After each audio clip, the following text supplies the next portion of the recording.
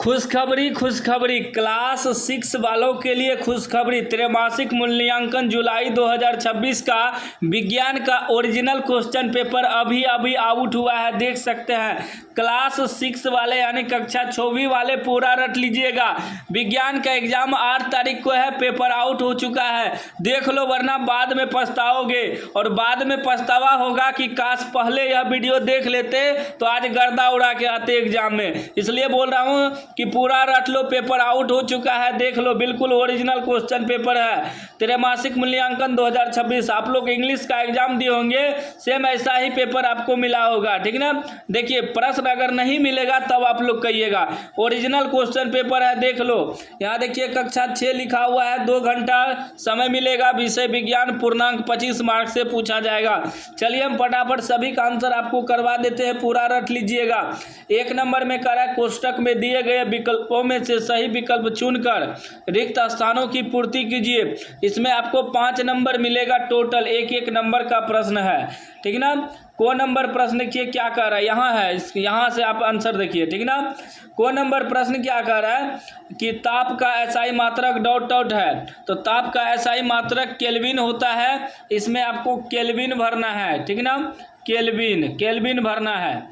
उसके बाद ख नंबर में है किसी स्वस्थ मानव शरीर का सामान्य ताप लगभग ... होता है, तो इसमें आपको भरना है क्या कह रहा है, किसी स्वस्थ मानव शरीर का सामान्य ताप लगभग होता है तो 98.6 डिग्री सेल्सियस, ठीक ना। किसी भी मनुष्य का जो ताप होता है, यानी कि जिसे हम लोग बुखार चेक करते हैं, तो 98.6 डिग्री तक हम नॉर्मल मान सकते हैं, ठीक ना, सामान्य मान सकते हैं। तो इसमें 98.6 डिग्री सेल्सियस भर देना है, ठीक ना। उसके बाद गो नंबर में कह रहा है जल वाष्प के द्रव अवस्था में परिवर्तन की प्रक्रिया ... कहलाती है। क्या कह रहा है, जल वाष्प के द्रव अवस्था में परिवर्तन की प्रक्रिया कहलाती है, वाष्पीकरण कहलाती है। इसमें वाष्पीकरण हो जाएगा, वाष्पीकरण आपको भरना है, ठीक ना। उसके बाद घ नंबर में कह रहा है द्रव के ठोस अवस्था में परिवर्तन होने के प्रक्रम को ... कहते हैं।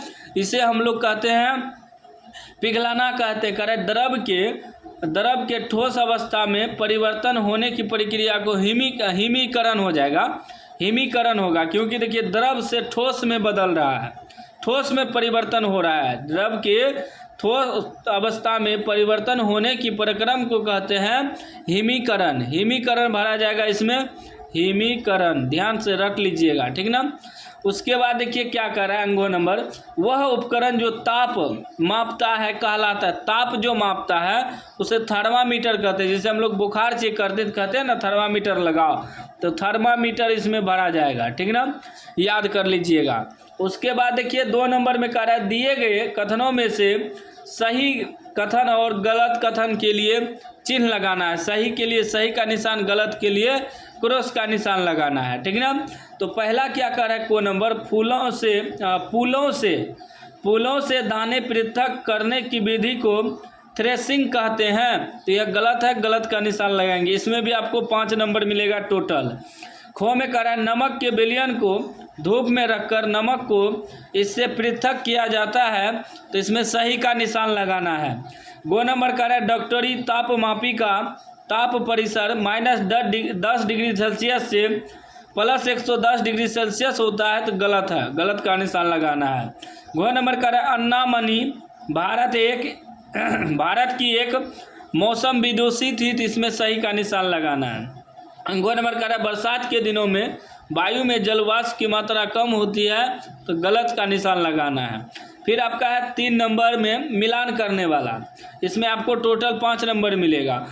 स्तंभ ओ को स्तंभ ओ से मिलाना है। को नंबर में कह रहा है बेसन और काले चने का मिश्रण, तो इसे 4 से मिलाना है, चालन। खो में कह रहा है चौक पाउडर और पानी का मिश्रण, इसे 5 से मिलाना है, निस्यंदन यानी कि फिल्टर। गो में कह रहा है भुट्टे और आलू का मिश्रण, हस्त चयन, इससे मिला देना है। घो में कह रहा है लोहे के चूड़े और बुरादे का मिश्रण, तो इसे 2 से मिलाना है, चुंबकीय पृथक्करण। उसके बाद अंगों में कह रहा है तेल और पानी का मिश्रण, इसे 3 नंबर से मिलाना है, निस्तारण से, ठीक ना। 5 नंबर आपको मिल जाएगा। चौथा कह रहा है लगभग 50 शब्दों में उत्तर दीजिए। इसमें देखिए 50 शब्द में उत्तर देना है। 2 प्रश्न है। जैसे क में कह रहा है प्राकृतिक में जल किन किन अवस्थाओं में विद्यमान है। ख में कह रहा है कि जल चक्र किसे कहते हैं। तो दोनों का उत्तर देना है। तो दोनों का उत्तर हम निकाल दिए हैं। 4 का को का देखिए कह रहा है प्रकृति में जल किन किन अवस्थाओं में विद्यमान है। तो प्रकृति में जल 3 अवस्थाओं में विद्यमान है, ठोस, द्रव और गैस। ठोस अवस्था में यह बर्फ, हिम या ओलों के रूप में पाया जाता है। द्रव अवस्था में जल नदियों, तालाबों, समुद्रों और वर्षा के रूप में होता है। गैस अवस्था में जल वाष्प या भाप के रूप में वायु में उपस्थित रहता है। उसके बाद खो का आंसर जल खो में क्या कह रहा था प्रश्न, देखिए खो में क्या कह रहा था। बादल हमें 5 का है। जल चक्र किसे कहते हैं। जल चक्र किसे कहते हैं। तो जल चक्र के नियंत्रण घूमने की प्रक्रिया को कहते हैं। सूर्य की उष्मा से जल वाष्प बनकर वायु में जल जाता है, बादलों का निर्माण होता है और वर्षा, हिमपात या ओलावृष्टि के रूप में जल वापस पृथ्वी पर गिरता है। फिर यह जल नदियों, झीलों और समुद्रों में पहुंच जाता है। यह प्रक्रिया लगातार चलती रहती है, इसे जल चक्र कहते हैं। इस प्रकार लिख देना है। फिर 5 नंबर प्रश्न देखिए क्या कह रहा है। 5 नंबर में कह रहा है कि बादल हले क्या कमें देते हैं। बादल क्या है, 1 मिनट देख लेते हैं। कह रहा है बादल हमें वर्षा कैसे देते हैं, या अथवा में दिया है तो दोनों में से किसी एक को बनाना है। तो बादल हमें वर्षा कैसे देते हैं, तो इस पर हम लिख दिए हैं, ठीक ना। बादल हमें वर्षा कैसे देते हैं, इस पर यहाँ लिख दिए हैं कि बादल हमें वर्षा कैसे देते हैं। तो बादल हमें इसलिए कैसे लिखा, बादल हल करते हैं क्योंकि बादल हमें वर्षा ऐसे देते हैं क्योंकि जब बादलों से जल वाष्प बहुत अधिक हो जाता है तब वे उसे और नहीं रोक सकते हैं।